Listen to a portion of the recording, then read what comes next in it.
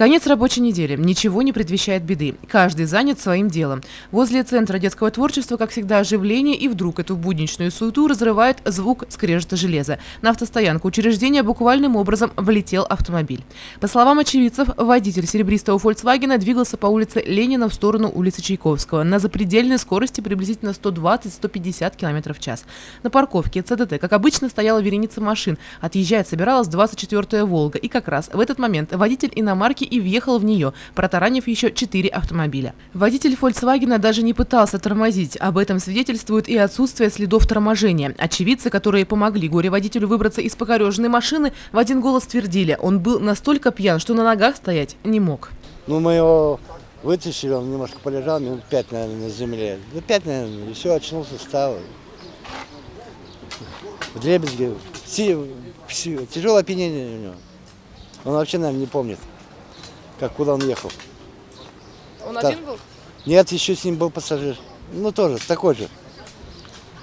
Обои. У них еще он лежит, там он пиво не допитый. А как вы вообще относитесь к пьяным за рулем? Вообще не надо пьяным. Сейчас такое время. Здесь тем более детский дом творчества. Здесь же пешеходы, дети ходят. Это ладно, спасибо скажи, никого здесь не было. А то бы он здесь еще сколько трупов наложил бы. В результате дорожно-транспортного происшествия 5 автомобилей получили сильные повреждения. Пострадало 2 человека, которые незамедлительно обратились за помощью в приемный покой. Погибших по счастливой случайности, а по-другому это и не назовешь, нет. Пересечение улиц Ленина-Чайковского – один из оживленнейших перекрестков города, как в транспортном, так и в пешеходном смысле. По словам сотрудников ЦДТ, автолюбители в нетрезвом состоянии въезжают в ограждение учреждения каждую неделю. Необходимость установки здесь светофора либо лежачего полицейского очевидна.